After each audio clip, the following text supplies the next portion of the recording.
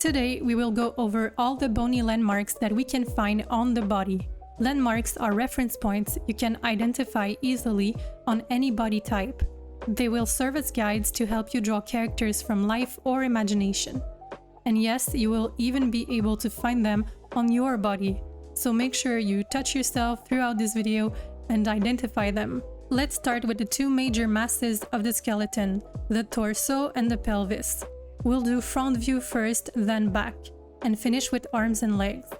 First landmark, pit of the neck. The pit of the neck is an easily identifiable indentation between the two clavicles right at the base of the neck.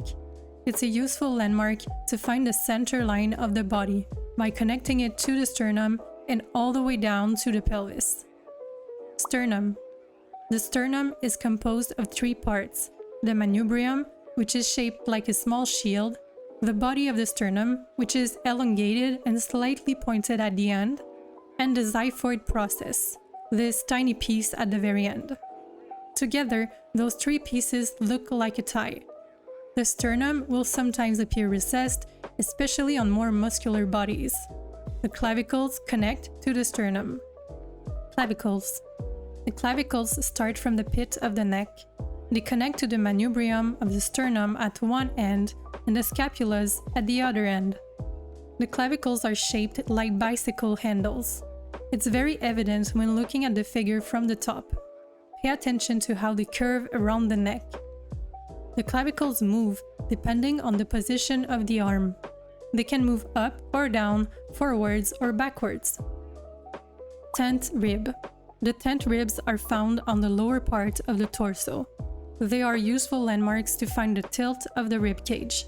You can also connect each side with the sternum to see the main triangular shape created by the opening of the rib cage. Now we will go over the pelvis, still on the front view of the body. The curved area at the top of the pelvis is called the iliac crest. Along the iliac crest, you will find the bony landmarks anterior superior iliac spine, or ASIS. They are two visible bony parts at the front of the body. Connecting the left and right sides of those landmarks will help you find the width and orientation of the pelvis. Pubic symphysis. The pubic symphysis is a small joint between the left and right pelvic bones. Combined with the two previous landmarks, it will help you find the main shape of the pelvis.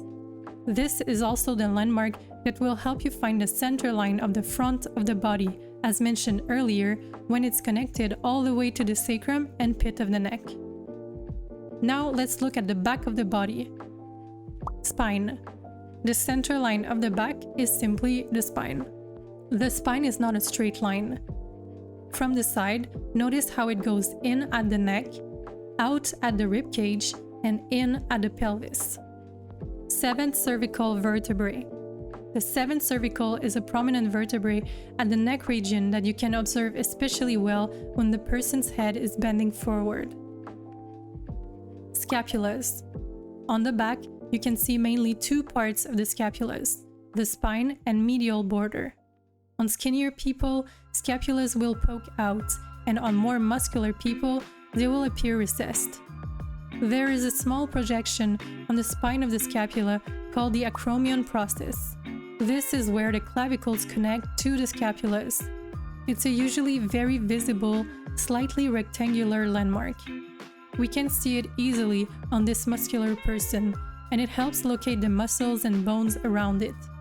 The scapulas connect to the head of the humerus, which is the upper arm bone, at the glenoid cavity, this sunken area right here.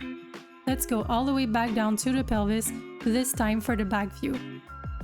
The posterior superior iliac spine. Posterior superior iliac spine marks the posterior edge of the iliac crest, which is the same bone we identified earlier with the anterior superior iliac landmarks.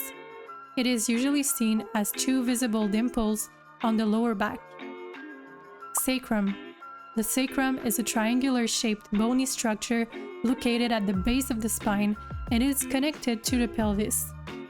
Use the two dimples found earlier to help you locate it. Now let's look at the arms.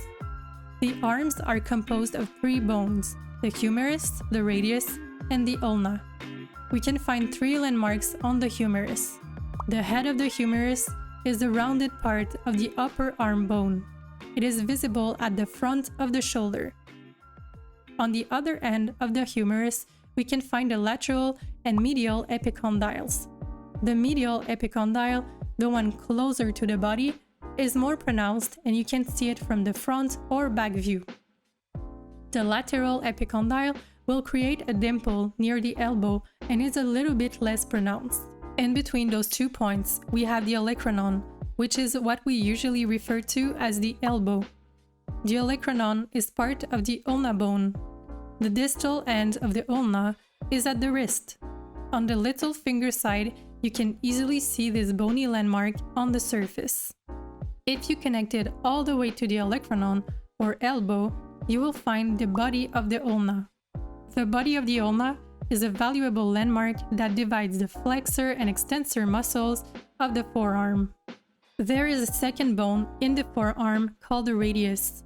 It looks similar to the ulna, but inverted, because it is larger at the wrist and smaller at the elbow. You can notice it slightly at the wrist. Finally, let's look at the legs. The legs consist of 3 bones, the femur, the tibia, and the fibula. The first landmark of the leg that we will look at is the greater trochanter. It is a prominent bony structure on the upper part of the femur. It can be either sticking out or be sunken, depending on each person and pose. Avoid the common mistake of drawing the femur in a straight line. Notice how it starts from the hip and angles inwards at the knee, creating a diagonal line. At the knee, the femur gives us 2 more landmarks, the lateral and medial epicondyles of the femur. In between those 2 points, you will find the patella, also known as the kneecap. This shield-shaped bone is the easiest landmark to find on the knee. There is a tendon attaching from the bottom of the patella to the top of the tibia. It helps to form that triangular shape you can notice on the knee. The tibia is the big bone that you can see easily on the front of the leg. It creates a nice, slightly curved rhythm on the surface. The fibula is the smaller bone next to the tibia. The head of the fibula creates another landmark around the knee. All the way down to the ankle, we have 2 landmarks, the lateral malleolus and the medial malleolus. They are simply the ends of the tibia and fibula bones. Notice how one is positioned higher than the other, creating asymmetry. Hope this video was helpful. Like and subscribe for more art tutorials. Thanks for watching.